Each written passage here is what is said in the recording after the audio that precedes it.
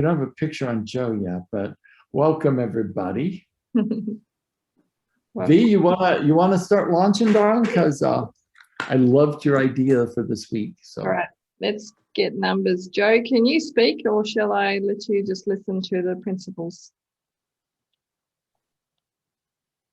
Okay. Probably on his feet to get settled. Yeah. In which case, Jan is number 1, Gary's number 2, Coralie's number 3, Stan's number 4, and I'm number 5. Get the screen up. It's amazing, 1 week and I feel rusty on all this. Hey, Joe just showed up, so let's have him number 6. Can you join in with the principles? My number 6, you said? You can be 1, 2, 3, 4. Number 5 after Stan. Okay. Yep. All right, number 1, Jan. Purpose of the mastermind is to learn leadership, build teams, and create multiple sources of income together. We are here to inspire and challenge each other to reach and exceed goals. Each member is committed to their own success as well as the success of every member of the group. We are committed to meeting in person or virtually for 1 hour every week. We are present. There is no multitasking or distractions during this meeting. Oh, me. We are collaborative. We listen without interrupting, lecturing, or judging. We celebrate each other's success without jealousy. We are honest and participate by giving thoughtful feedback. We are open and listen to different perspectives without being defensive or offering excuses. We trust fellow members enough to share fully.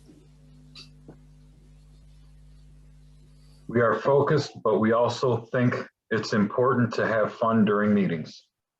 We are real and authentic. This is a no BS zone.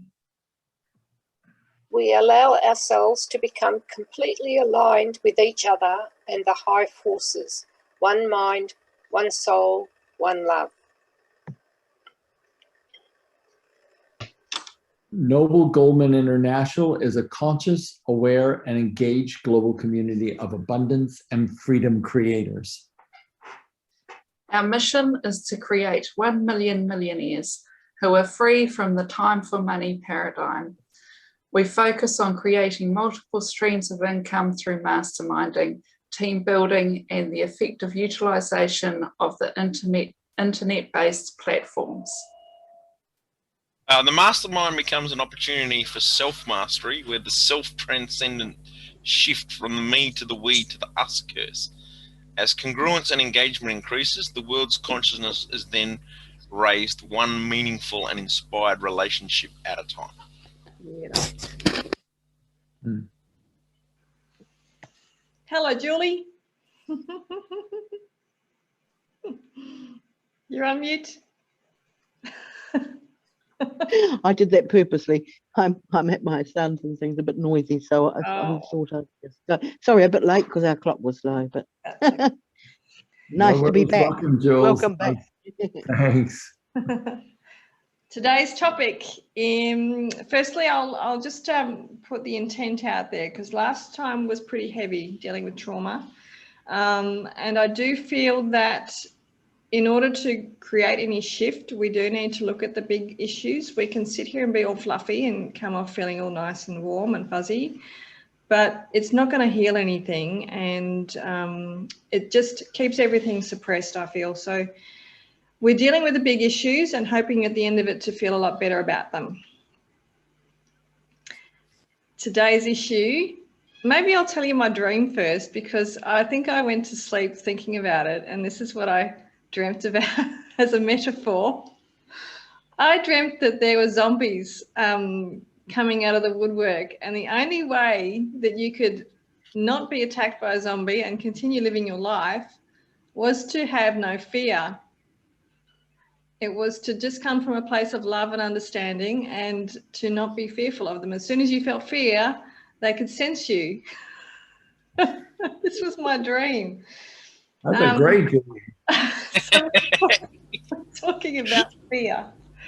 And the reason is because I was reading Think and Grow Rich on my trip away a little bit, and there is an entire chapter on it. And it's interesting that fear, from his perspective, is there's 6 basic fears as far as he's concerned: fear of poverty, of criticism, ill health, loss of love of someone, old age, and death. But when he looks at the symptoms of poverty, like the symptoms of the fear of poverty, the symptoms are indifference, indecision, doubt, worry, overcaution, procrastination. And we generally don't think of these as symptoms of fear, but they're excuses for us not moving forward. So I just thought it would be interesting to see how fear manifests for us in a way that's not all about, you know, horror movies. It's just about how we tend to not deal with things because we're fearful of them. You want to add to that, Gary? Yeah, I do, because this is kind of a big one.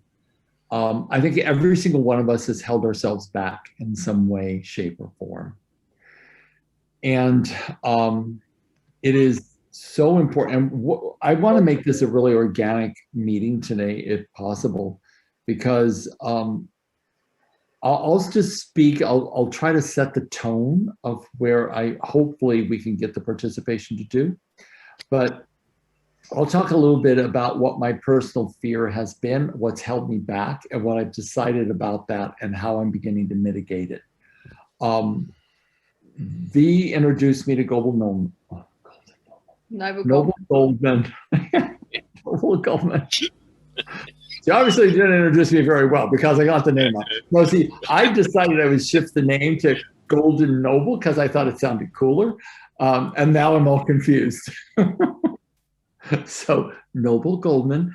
And we started talking, and I got more involved, and I thought that was great. And then I talked to Mark, and Mark said, "Oh, why don't you put together a course?" And I thought, well, put together a relationship course, which I did. And one of the big issues with me was that I had fear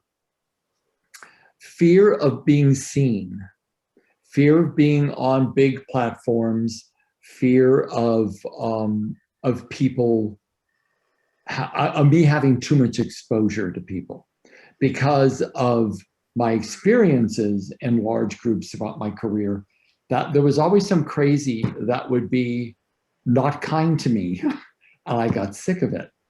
The personal development field actually is prone to attract a lot of people who are not running on all 4 cylinders, and I'm not joking. And some of them can be quite destructive. And when that destructive tendency is flowing to you, you get, first of all, when you only are positively intended, and that is a result of your positive intention actions, it becomes really disheartening. And over time, I became really disheartened.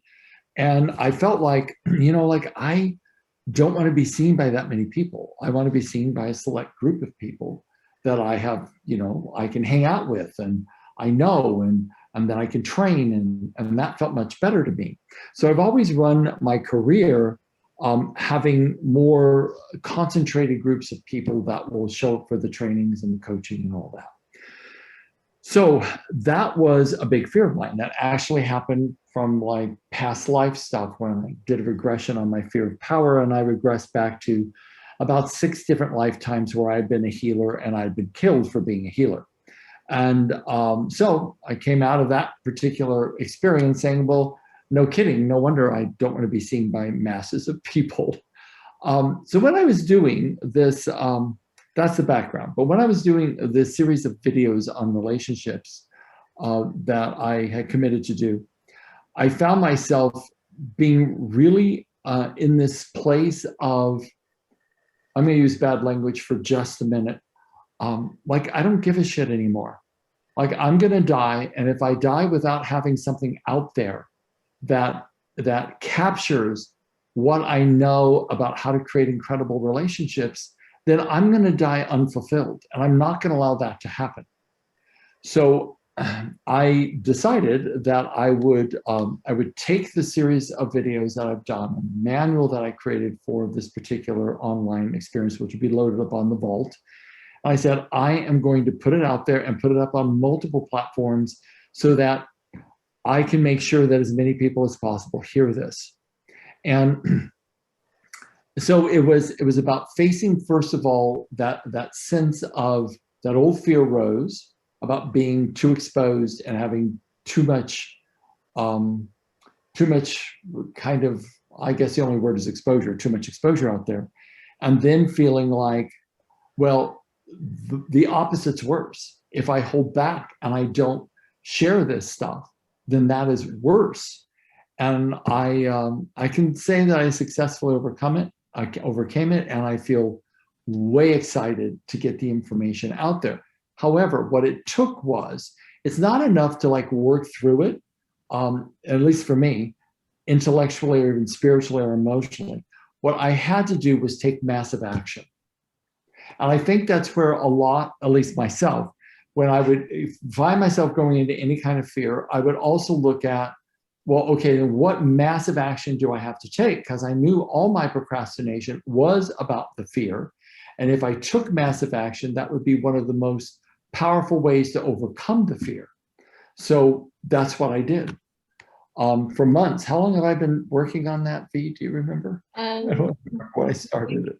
It was December, I think. Yeah. Yeah. I've been working on it for a while.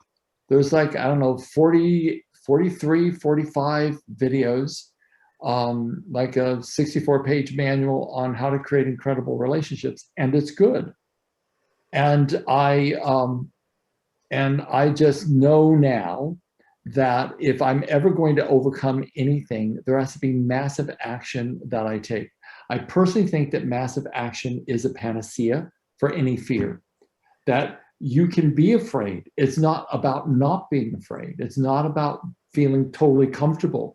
Oftentimes it's about feeling really uncomfortable, but taking massive action in the direction that you're afraid of going, and know that it's completely possible. And when you do that massive action, things begin to fall into place and things begin to change.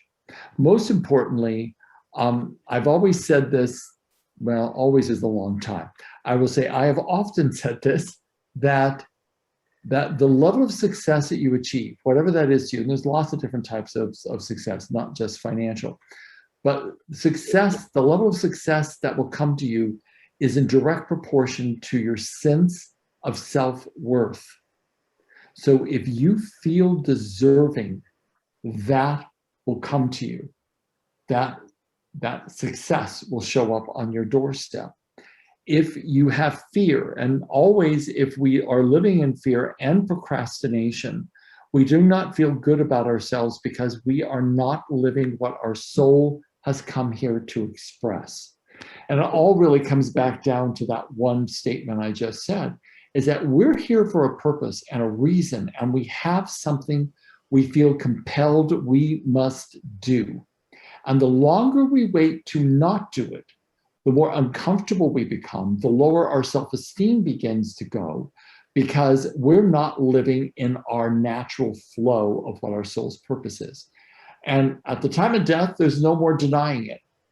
We either die in a sea of regret, or die for what we didn't have the courage to do, or we die in a way that we dance out of our bodies because we feel completely aligned that we did what our soul came here to do. So I am just supporting everyone. I know everyone on this call is really incredible. And it is important that whatever it is that we're procrastinating about, that we find the strategy, we get the mentoring, we get the coaching, we do whatever we have to do to take ourselves to that next level of expression. Because unless we do, I just said this to a client just an hour ago, just like our breaths are more precious than all the treasures of this little speck of dust in floating in space and time. But of all the specks of dust floating in space and time, none of it could buy even one of our human breaths. So it's a bit of a tragedy not to actualize ourselves, not to take massive action, and not to make stuff happen, especially when it's in alignment with what our soul's here to do. So I made the commitment to myself, no more procrastination, no more of this false sense of like, oh, you know, people are too scary. And I'm not generally like that. That isn't what generally stops me. We're putting out things in a massive format, especially on the internet. That bothers me a bit, but it's not anything that's going to stop me any longer. So I just wanted to make that statement to everybody. And that's my own personal burden that I've carried. And like I said, I'll be 70 in August. I think it's time I let that thing go, don't you? I'm a slow study. So I've let it go. I'm stepping out there.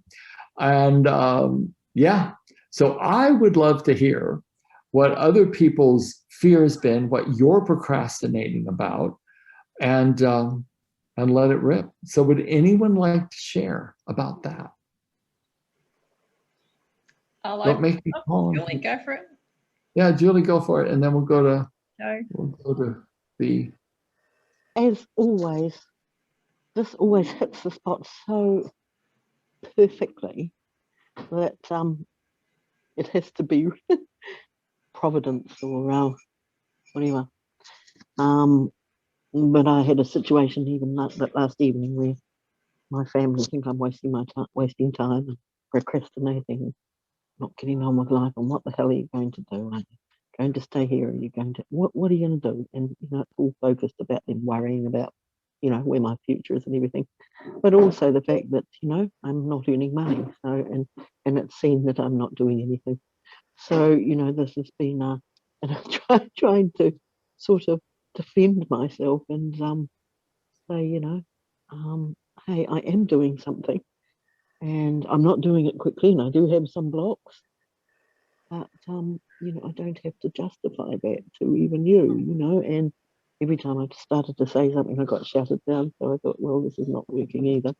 So I just but you know, and also personally, you know, with all the abundance game and doing it all properly, and I'm finding all these reasons why that's not my style. I don't want to be making 27 affirmations every day and blah blah blah blah blah, because that's just not, you know. So I'm fighting every inch of the way, pretending that it doesn't kind of suit me, you know. And really, at the end of the day, I do know what I want to do, but I need some help with it.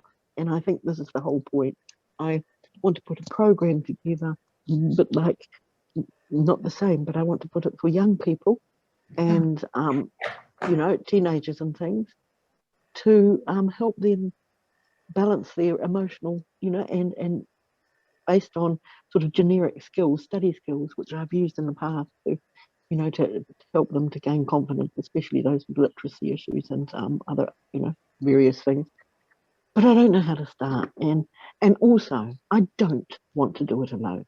I've felt very alone over the last few years, even within school systems, because people weren't, you know, I was always fighting the system. Whereas if I put it together myself, I know that that's, you know, we may have to fight systems, but I don't want to fight. I don't want to fight anymore. And I don't want to have to justify, you know, my way of thinking to say that there are better ways to create communities and earn a living than having to go out and get a job, you know. So that's where I'm at the moment. Jules, could I share something with you, Donna? Because Yes, it definitely sounds like a lack of strategy that you're missing. Yes. You're not missing the content, you're missing the strategy. So there are people who do curriculum development. I would Google people. I would Google people in the educational field that does curriculum development. I would have what you do outlined enough that you could say this would be an idea of the curriculum that I want to do. This is my experience in that field, because the people that you're wanting to help, the kids you're wanting to help, it is epidemic that they have horrible experiences in school. And if I do. you Yeah. have something that you could actually do that with, that's a really worthy cause. So just to find someone that would help you put it together in a teachable and learnable curriculum. I don't think it would be heavy lifting. I think I have got a curriculum that I've used in the past, which I can either use as a prop and add to, which is what I'd like to do, because I know certain parts of it are very successful and you don't have to reinvent the wheel. And it gave me a structure, and the program's a structure. But it's just, I want to sort of move a little bit away from curriculums at school and make this a curriculum for life, a curriculum for confidence and emotional. And they've come up with also a new program on emotional health, emotional acuity. So I haven't gone through that yet. And that's sitting there waiting. They're both sitting there waiting. I just need to figure out how I'm going to do it and how I'm going to present it. Is it going to be online? Well, darling, maybe you don't have to think about all that. Think in little chunks. Yes. Get the curriculum together first. As best you can, find a professional that can put the curriculum together in a way that would be, professional. If you feel like your methodology hasn't been that professional, put it together and then get collaboration to review it, get some feedback, and then start thinking about what format it could be in. But take small pieces, because my sense is you take everything and you this, and this to do. No, take it one at a time, small bites, and then just conquer one thing, then go to the next thing to conquer. Marketing and platforms, that is something like that's way down the line. Yeah. Curriculum together first. Yes. And get someone that you feel like you can collaborate with. Get that done. I think I have got someone, and she has offered. So do that. Make it very simple so you don't go into overwhelm, and that will really serve you and help you get that done. Okay. Good. Yeah. And it seems to be this is just the right time for it to start its action. Well, you got a bit of grace on you, darling. So you just always rest in that there's we all have angels, but just rest in that something's guiding you. And again, I do this process. I know I've shared it with you guys before, but I really recommend it. Every morning when you get up, if you do meditation, please, I would advise you to do that. But just ask. Just say, I surrender my life over. Please guide me. Bring me the right people. Bring me the right knowledge. Bring me the right support so I can fulfill my spiritual destiny. And every time when you do that prayer, that start your day with that. And then go about your day and do your very best each day to achieve what you feel like you're here to do. This is a bit of a passion project for you, Jules. You've talked about it often. And it's time.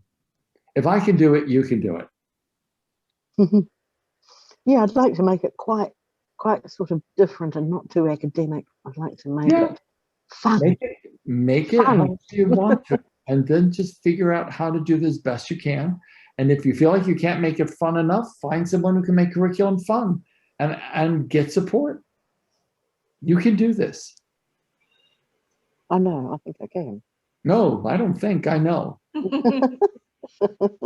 Okay, I know I can. Okay, good. And so you're good with that? Yeah. And I mean, it's just perfect listening to you and hearing what you went through. And I thought, oh my God, you don't feel alone anymore, do you? It's just so wonderful. No, all of us carry similar wounds, and we all require support, every single one of us. So how wonderful. I know. How wonderful that we're all able to get that through each other. It's just brilliant. Thank you. Thank you, Jules. V, you wanna talk to him? Joe had his hand up. Oh, great, Joe. Fire away, buddy. You have the best hair, by the way. I'm always jealous of people that have hair that moves. Well, thank you, Gary. I appreciate that. Doesn't he have just the best hair? that actually kind of goes along with one of my fears. Is my whole life I've been beat down and put in places that I've not liked, and it's the fear of being seen, the fear of my voice being heard, and the negative feedbacks that I've always gotten. I mean, this, we're talking my whole life up until the past couple of years. Like, I'd probably say about 3 years ago, roughly, is when I finally started to step into those fears and stop allowing others' thoughts to control what I feel I am pulled to do or supposed to do or called to do. So yeah, that's kind of great how you just threw me into that. So I appreciate that. It is terrifying at first, but as you see, I can kind of laugh about it a little bit now, because I have found that love for myself and that comfort in knowing that, hey, this is what I got to say. If you don't like it, then tough, I guess, go yell in your pillow or something. I don't know. Also, another fear too is I didn't realize this was a fear, but asking for help. I have always been so independent that I don't know if I just felt I didn't need to ask for help, or if it was a fear of asking for help and not getting it, or not getting it as I expected. That word expectations is always a rough word. I mean, you can have expectations for yourself, but you can't expect others to do the things that you feel they should do, because you're going to get hurt every time. So yeah, that's a couple of my fears that I've been working through over these last few years. And I mean, definitely being with, groups like everybody in this room and some others that I've been in, it's really helped me to find comfort and find peace in myself, and being able to speak my voice and not worry about those negative feedbacks that may or may not come. So appreciate it. Awesome. Thank you so much. It's so funny because most of us, one of the biggest fears is fear of rejection, fear of not being loved, fear of criticism. All of us have those exact fears. And, I've worked long and hard on all those things, just like everybody else.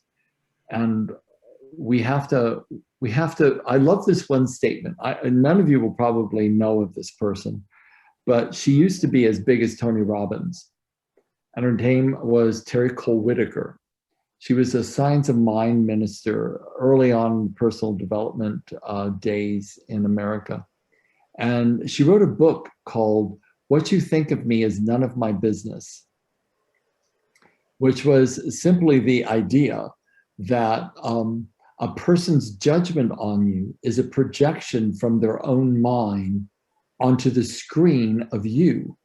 Like, I'm sure some of you have heard, you can only see you, and really you're not seeing anybody else but you. Meaning that people judge each other based upon what they would do if they were acting, saying, and being like the person they're judging. So when they judge that person, they're actually projecting out who they are in that person's shoes. And that person may be in an entirely different mental and emotional state than the judger, but the judger only sees themselves in the place of the person being judged. So we only see ourselves. And so when Terry Cole Whitaker named her book that, What You Think of Me Is None of My Business, meaning who you are and what you're projecting onto me, that's not my business. That's not who I am. It doesn't impact me. It doesn't affect me, because I know it's a transference of what you feel about you and your issues transferred onto the screen of me. And the only way it affects me is if I believe your judgment about myself. That's when it affects the person being judged. So this becomes a really, really important place that we have to start to look at. I've oftentimes, someone said, well, you did this and you did that. And I remember bursting out laughing, going, I don't know who you're speaking about, but that's got nothing to do with me. I don't even feel that much of what you just said. So it's just a transference. I respect you. I whatever you see is yours, and it's fine with me, and walk off. And it really had no effect, because I absolutely unequivocally did not believe that about myself. So it didn't land. It couldn't hook in. So what you have to all look at is, if we're so afraid of the criticism and the rejection of people, then we have to look at, what are they saying? And if you believe it about you, that is a process for you to begin to start that forgiveness work for yourself. Rather than expecting someone to accept you out here, accept yourself and it'll stop showing up out here and being in your face. Okay, I'll stop talking. V, do you have anything you want to say, sweetie? Yes. I, much like Joe as well, I always thought I could do everything myself, and asking for help was definitely never going to happen, because my perception was that there was no one there anyway, so I had to do it on myself. And that comes from learning, going through high school through correspondence, so with parents who dropped out of primary school. So I had to do it myself. Because this was before internet, and I basically had to send my answers in and wait for a result like 2 or 3 weeks later. So I basically had to find the answers myself. So that's where that comes from. But now I'm discovering I can ask for help, and that collaboration is required for me to get to the next level. And that's been a bit scary, asking for help and collaborating. But Noble Goldman has helped me with that, because I've just taken little steps along the way. I'm getting out there on masterminds and setting and running ones with.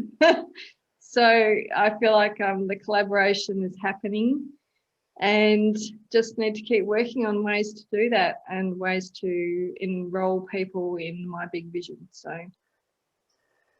that's, yep. And there's always things to uncover as I'm doing that about myself that need healing or growth. So it's a journey.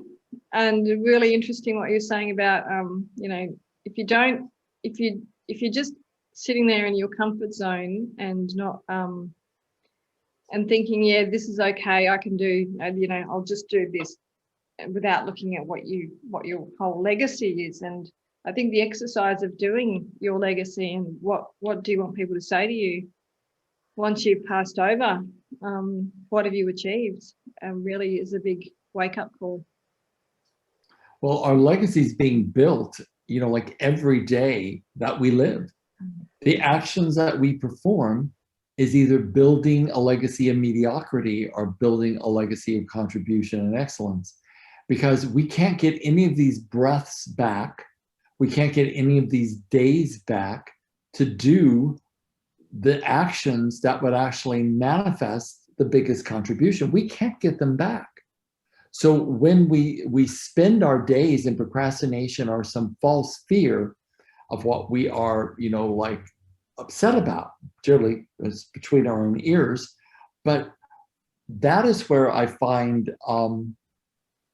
I find the most sorrow, is watching people live and die, and doing it in a way that they leave the planet in a sea of regrets for what they didn't have the courage to do while they were alive. And that is what I think is tragic. And I had the blessing, doesn't sound like a blessing, but it is and was and still is a blessing, of sitting at the bedside of many people who died of AIDS, because that was a community I launched my career in. And so I got to see lots and lots of death. And I know the terror, and I will say absolute terror, of feeling like you didn't do what you came here to do. And there's no more bullshitting ourselves at the time of death. You know that you did it, or you know that you didn't at that moment. And then there's no going back. There's no redoing. There's no help. It has been spent. That's why, when we talk about these kind of things, I personally am pretty passionate about it. I'm passionate about it for myself, because there is so much that I know I need to accomplish. And turning 70 in August, I'm like, wow, it's like, okay, 10 more years of pedal to the metal. Maybe I've got 10 more years. 5 for sure, I can do pedal to the metal. I can work like 10, 12 hours a day till I'm 75. But after that, probably not so much. So I got to do it now or I don't do it. And every one of us, believe it or not, all of you who are younger, it creeps up on you. I never thought I'd ever get here, tell you the truth. Never thought I would ever get to be this age, ever. But it's here. I'm looking at it going, holy mother of God. It's like the clock is even ticking faster. So you got to do it. So rather than wait, don't wait. Jump into whatever it is you're afraid of doing and do it anyways, even if you fall flat on your face. I've been on stages in front of thousands and thousands of people, and I'm kind of an introvert. I'm kind of a shy guy. That is not what I enjoy doing. But I'll get up and do it, have a minor panic attack before I do it, but I'll get up and do it. And I'll be good at it. And I'll show up in my heart and I'll make it happen. But is it what I want to do every weekend? That would be a heck no. But can I do it? I can do it. Here's the deal. When you do something that you feel uncomfortable doing, and you chunk up in your mind to a higher power for resources, you can do it. When you surrender over something and say, work through me, you can do it. When you ask the angelic realms for help, you can do it. If I had to get up on my own and think, well, I'm going to get up in front of all these thousands of people and I have to sell a bunch of stuff and I have to be very clever, I have to look really smart so people will like me and think I'm just the cat's meow and I'll get all kinds of personal significance, I would crumble in a panic attack on stage. But if I get up and say, I know more about my subject than probably anyone in this room, and what I do know is that I get to be guided by a higher power, and I'm here to help. Even if I help one person, this event is worth it for me. And I get up and I do it. In surrender, because if I did it out of my personal significance, I would be terrified. I could never do it.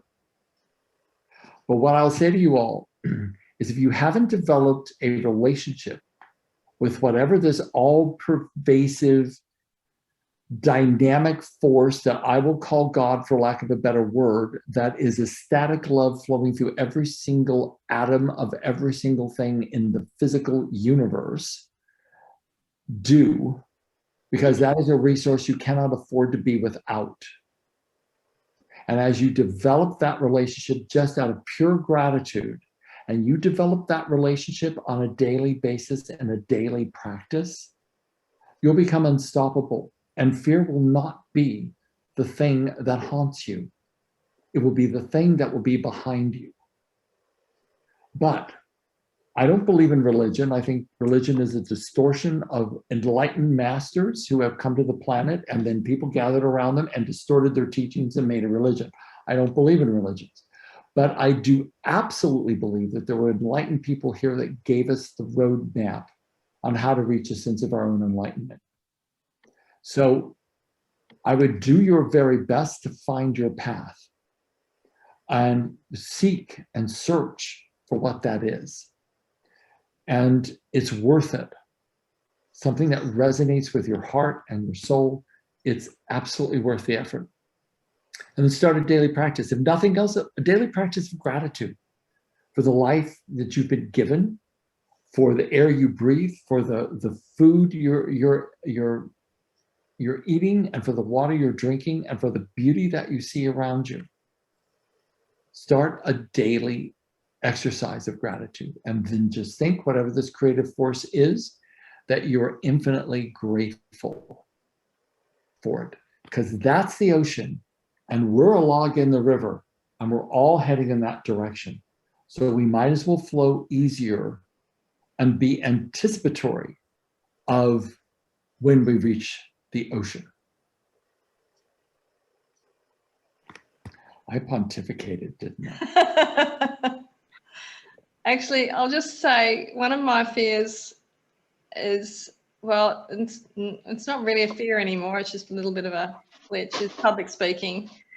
And I remember the first public speaking course I did with you, Gary, and I ended up in the corner crying. I just could not get up and do it. And I remember. when I did actually finally get up after several other courses with you and other people, and I just put myself out there and decided I would do a talk for our local chamber. And I just felt like I was coming from my heart. So it really didn't matter how it was going to go. It didn't matter if I didn't follow the script.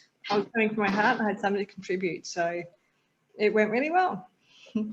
As it does. It made me think it's like I can prepare and prepare and prepare.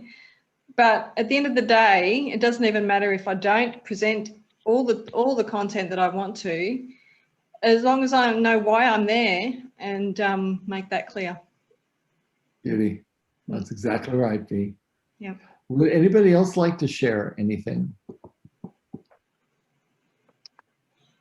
I'd just like to just quickly say, as a teacher, and I didn't do teaching until it was my second career, and I hadn't been to university, so I always felt on the back foot, you know. I thought, oh my God. Then I didn't go to training college. I did it sort of on the side and did language teaching. So I always felt like I was backpedaling and not as adequate. And then they would have to have all these lesson plans done and all this and that. Then I did my NLP training and I thought, yeah, how can I put this? The best lessons I ever did, and I'm not saying you shouldn't plan because you do, but you have an outline and then let the students tell you what they want to hear, you know, and bring that across. So all the preparation in the world just tightens you up if you allow it to. And then instead of just going with the flow with the student. So it's interesting you said that went best. And then I became also earlier in my career, I had been a pottery tutor and I used to run workshops and we had so much fun and they were so successful. And again, you know, I would just go ahead and do it and what do the people want? Thank you for that, Jules. Jan or Stan or Corelli, do you have anything that you'd want to share? You don't have to, just want to make sure you get an opportunity. I think I fit in with quite a few of those categories of fear. And having the strategies that you've given us today is very helpful, Gary. So I didn't write quick enough when you were saying what the fears were, Veronica, but the poverty one was the procrastination. Yes, and fear of what people think of me as well. And yeah, I've taken some strategies away that I'm going to work on. Thank you. And I think the biggest one is the meditation and asking for guidance. And I also have I'm fiercely independent. I can do this. And I've got to change some things in there as well. Well, thank you for that, Jan. I mean, the whole intent of doing these masterminds is, first of all, I gotta say, I really enjoy meeting with all of you every week. It's something I look forward to. And I look at my list. I mean, I think I started seeing coaching clients this morning at 9, and I've been going straight through till when I got on the call. And I just was like, great, I get to see everyone at 6 my time. And so that's really lovely for me, because there's been, you know, things I've been asked to do over a period of time, and I'll be like, oh my God, that's such a drudgery. But it's not with you guys. I mean, because I don't know, there's something special about this group, and I'm just really, really pleased to be aligned with you all.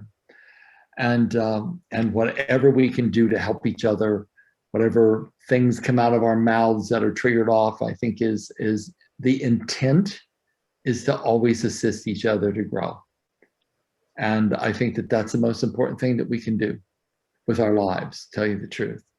So, yeah, I'm feeling kind of complete myself. What else you want to say? Hey, Joe. Wait, there's Joe. Yeah. Joe's got his hand up. So, while Veronica was talking, I was going to raise my hand and throw out there another fear that I've been struggling with lately, which is doing this live video on my Facebook group. And I've had so many technical issues and I've had so many things pull me away from when I want to do it. I was going to ask, you know, is there any advice you could give towards it? But as Veronica was talking and these thoughts are going through my head of raising my hand and asking, and she said the one thing that just like really set with me is just speak it from the heart. It doesn't matter if you get all the content out that you feel you want to or whatnot, but if you just do it from the heart, it'll be. But I was going to ask as well, is there anything more maybe to throw out there with this? I don't know if it's an anxiety I'm having or what excuses I'm going to make this time, but I guess I'm asking, what advice would you give someone who hasn't done a Facebook Live to just step out there and do it? Step into that. I totally agree. I've done Facebook Lives. I remember the first Facebook Live I did, there was like 40 people that came on. And I was like, oh my God, I'm going to say something that's going to be weird. And people are going to be like, I don't know, who's this guy? But I got really used to it and actually ended up being fun. But what I'd suggest to you is, first of all, do that prayer, surrender over the results of the Facebook Live to a higher power. Consciously ask for a higher power to work through you and mean it. So you got to get out of your head. You have to have a foundational outline, but you got to get out of your head about it and more into, again, what V said is your heart, but have a surrender to it. You have to know your material. So there's no doubt about that. And you could practice doing recorded videos on Zoom. So you get on Zoom and you can record a video for yourself, upload it to your computer, and practice the content so that you can see videos of yourself giving the content out, and then notice what pieces of content you felt were really fit, what pieces of content didn't fit. Like, I'm a really big proponent of strategy and practice, repetition, and surrender. Because there's times that I've gotten up and I'm ready to talk and it's all good, and I'm like, oh my God, I'm losing my whole train of thought here. So practice it some. Don't make it mechanical. Just get the main pieces in and then surrender it over and let yourself. And that would be the best thing. Now, I'm just going to say this to you, Joe, because I feel it. I feel like you have a lot of relational trauma in your life. And it feels very old. It feels like childhood stuff on. And, at some point, I'd really want you to look at how you can move through that easier. Now, V has been trained, because I'm super busy, or I would offer, but V's been trained in the memory resolution technique, which is a trauma resolution technique that will decode your nervous system in anywhere from 5 to 10 minutes of any heavy trauma that you have experienced, and make it feel neutral and look like a black and white photo in a photo album when you think about it again. It's a technique that I developed over years of practice and research. And it is literally one of the best techniques created for trauma and PTSD. So if you ever want that, just email V and say, hey, could we schedule a Zoom call? And because she can facilitate it over Zoom. And because I just sense that some of your resistance is you have a lot of other things coming forward in your mind, that images and internal representations of the past flooding your mind before you get out and expose yourself to people. And that doesn't serve you. You'll have internal voices you'll start to hear when you start to stretch yourself, those internal voices have to be quieted down for you to be in your heart enough. I think that's been part of the issue for you. I'm not 100% sure. I'm just... No, you're totally in my head right now. Like, yeah, you're in my head. I mean, you must have went in through my ear and started pulling stuff out, because literally, I mean, what you said is like 98% there, all of it. So yeah, definitely, Veronica. I'll be hitting up on Facebook Messenger. That would be really useful for you. I think that you'd get a lot of value, even if you just did one session. Dude, a V could probably facilitate about 3 memories in one session. But I'd really look at that and pick your worst ones. Well, there's one that's been bothering me for a while, and I was working with someone else within Noble Goldman about childhood healing and whatnot, and that's one that we didn't really get to. We talked about it, but we didn't really do any healing towards it. And I mean, once you started talking about it, it's like that's what hit. That's like, that would be the number one that I would like to resolve and work through. Yeah. Jules, could you mute your computer, please? Jules, could you mute your computer? That would be awesome. So the deal is that when you do this type of work, it's got very little to do with the conversation. All V's gonna need is say, okay, just give me how old you were, and like I was 5 years old in the backyard, or I was 18 in my car. She doesn't need the story. The narrative is not going to resolve the issue. Talking about it will not resolve the emotional states and how those imprints are encoded into your nervous system and picture, sounds, and feelings which constitute your memories. This is why this information is so vitally important to get it out there. And V's one of the few people, or the only person on this call, that knows that information. So please utilize her. Okay, and it'll serve you, because I want to see you rock and roll, buddy. I got the hair for it, right? Yeah, you do. I'm so jealous. It's so unfair. I know. A little bit longer, I'll donate some to you. I wish, but I don't think it looked very good glued on. Julie did have her hand up. Can you talk at the moment? Yes, I've just come into the other room. Sorry about that. No worries. Yeah, I just wanted to say to Joe, and it just came into my mind immediately when he was saying, and I can remember doing that about 1.5 years ago. I belonged to Neurogym for a while, and there were a lot of people that went off and did certain expertise, and there was this one woman called Juliet Stapleton who was a visual, she was visibility queen, she called herself. Anyway, we joined a little, what we called a 11-day video challenge, live video challenge, and there was just about 8 of us around the world that did this, and we went through all that same stuff that you went through, or you're going through, that we all go through. And I listened to you, Veronica, saying, then I just let go with the heart.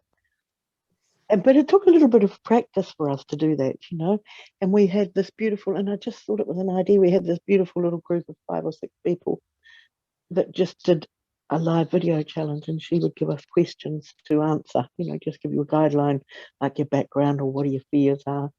And then we had to just do it. But we did it, first of all, just within the group, which gave you a bit of confidence.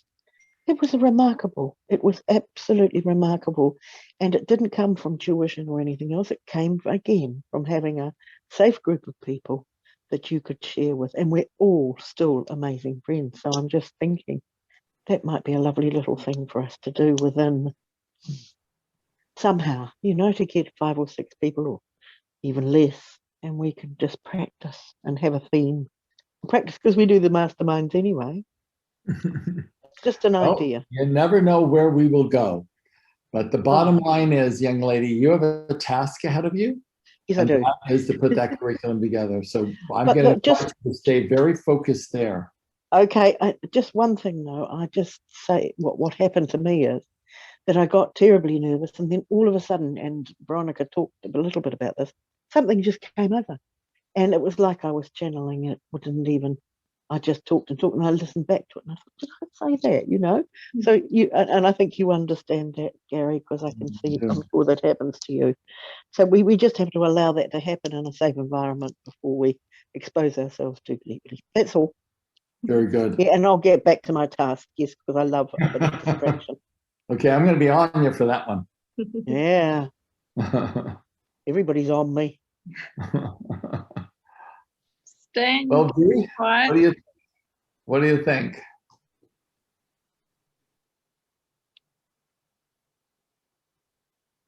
You know, V's the lady that that comes up with all the ideas for what we're going to do. So we should all be sending her flowers.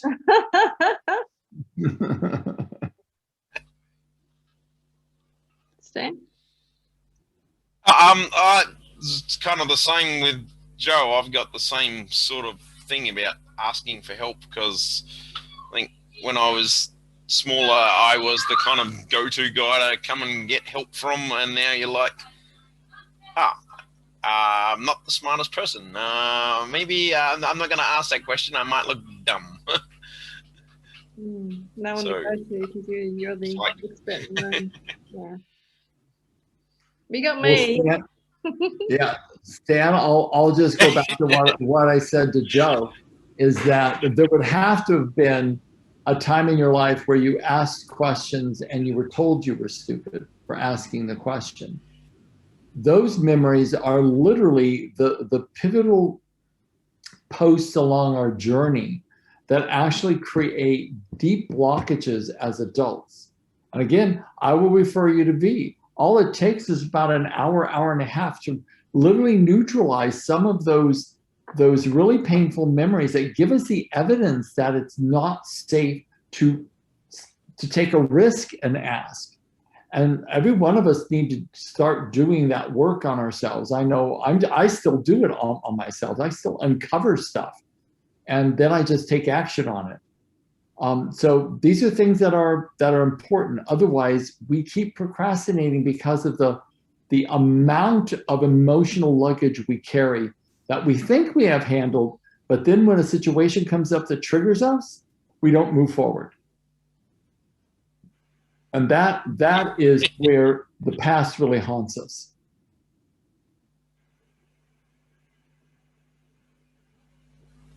Carly, did you want to say anything? Yeah, everything. That all just really resonates. Yeah, because I find that heaps. It's really hard to ask for help or even acknowledge that I would need help with anything. Yeah, pretty huge.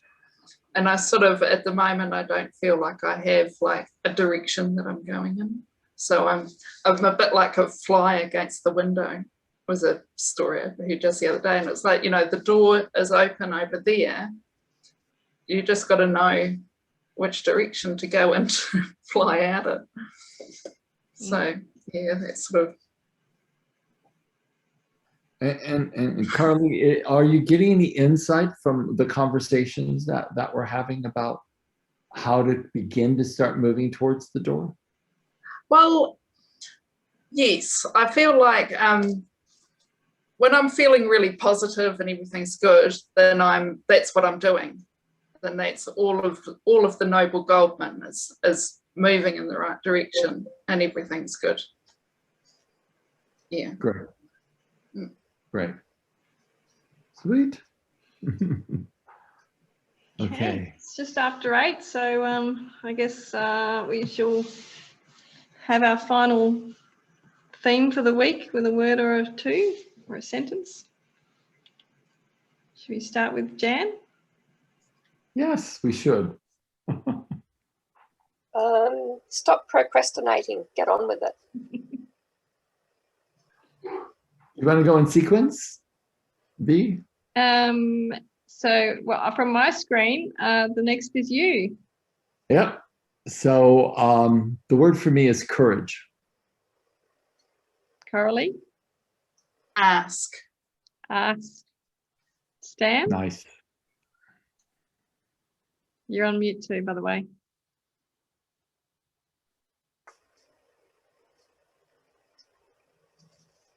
Good question. He always catch me with this funny word. Creativity. Creativity. Joe? 3 words today.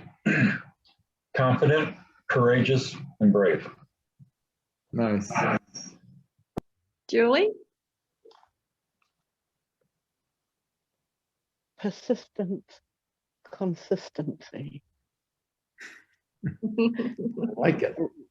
Yeah, requiring kind of tenacity and resolve.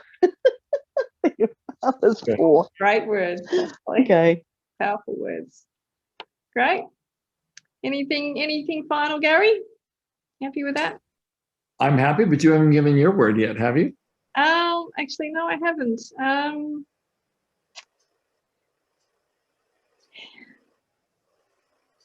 Prepare, practice, and surrender. Oh, I really like that. That's good. That's good. Okay, gang. We will see you next week. So have a wonderful, wonderful week, and practice, prepare, and surrender. Nice. Okay, God bless you all. everybody. Thank you so much. Thank You're you so all welcome. so See you much. tomorrow, V. Bye. Bye. Bye.